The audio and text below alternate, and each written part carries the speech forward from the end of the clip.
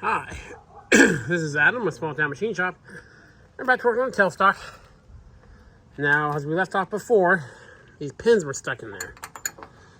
And they've been pretty beat, and I was using the wrong tool, and a viewer called me out on it, and as you all should. Here's actually what I was using. I was thinking I would use a punch, because the bottom of these are already pretty beat. Zooming. So I wanted to be able to catch it, but in the end, I think I kind of mushroomed it or pushed it aside and essentially riveted it a little bit. So what I did is I took it off the base, got a long punch, had to get past the housing, and it took 5 or 6 good hits, and we got the 2 taper pins out. And if everything looks a little rusty, it's because some moron stripped all the paint off it and left it outside, and it sprinkled a little bit.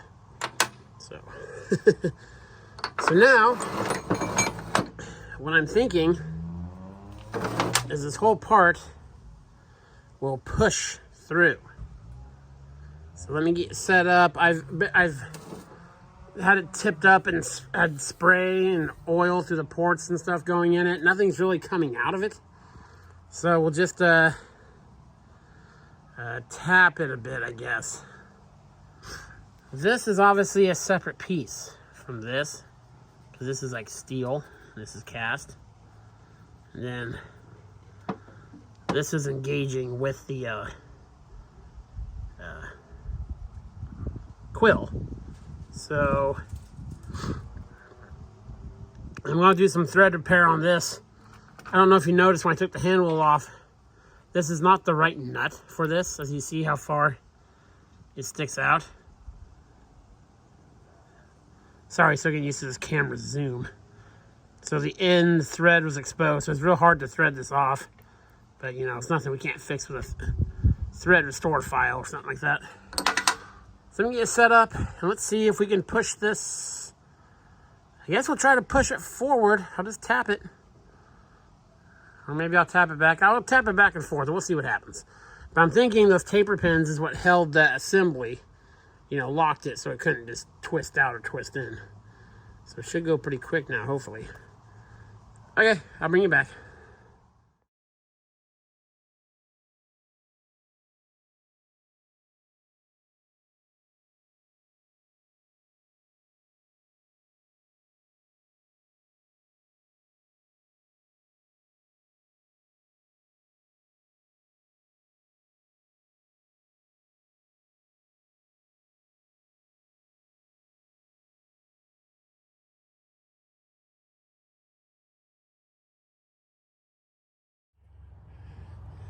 Okay, I tapped it a bunch, and I saw this move, so I went ahead and put the handle back on it. And I wasn't beating on it hard.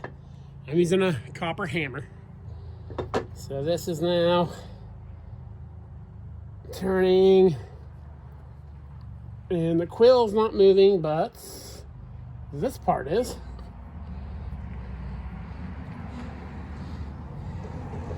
So, I guess I'll take this part out.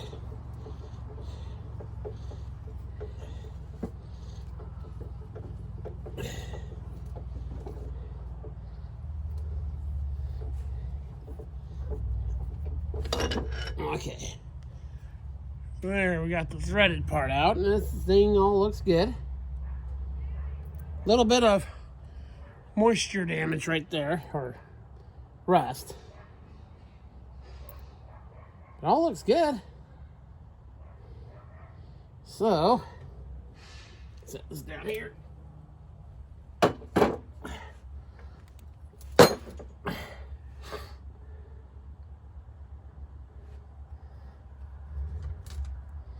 Here's a bunch of this dried rock hard grease in here. So now the question is, because I can see the back end of the quills right there. I think because this is dry, I'm going to spray this.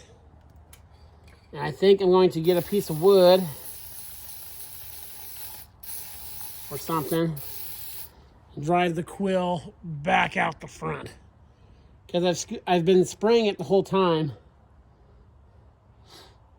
So hopefully it'll stand up. And again, I don't know how hard it looked like. I wasn't wailing on it by any means. I just went and put a taper thing in it, and still perfectly fine. These copper hammers I use are really, really soft. So we're being gentle. We're being gentle. So I'm gonna let that sit for a bit with some oil in it. I've also been oiling through the fittings. And then I'll get a piece of wood or something to drive down in there, and we'll push it out the front. Because I think we'll fight it a lot less that way. But, progress. Okay, well, we are back, and we are on the 100-ton hydraulic press. Don't worry, I have it throttled down very, very much. That's sitting on a brass, I turned a brass washer, like a 1/2 inch washer that covers pretty much, 80% of the diameter in there. And I got a push rod in there. Yeah, sitting up on blocks. So let's just barely, I don't want to hammer on this thing anymore, so I throttled my press way down, and let's just give it a gentle nudge out. I don't know how loud this is going to be on camera.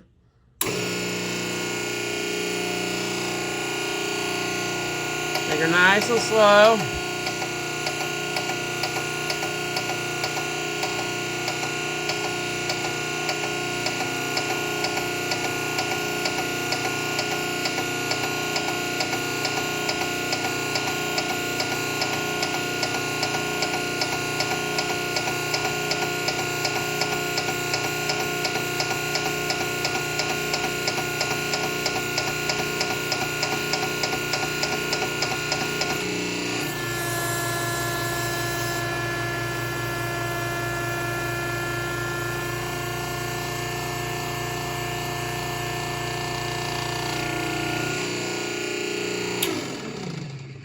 Okay, and we'll basically keep doing that until it drops out. And I got a bucket with a beach towel underneath it to catch this.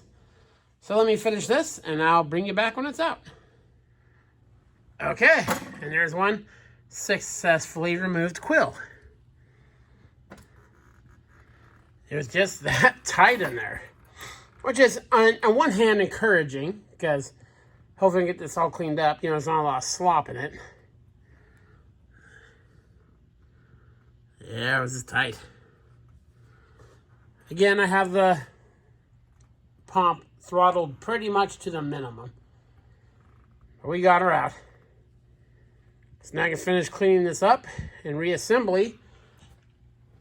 And in the next video on this, we'll look at the what it's going to take to shim it up to get it where it needs to be. I'll show you the process I go through that.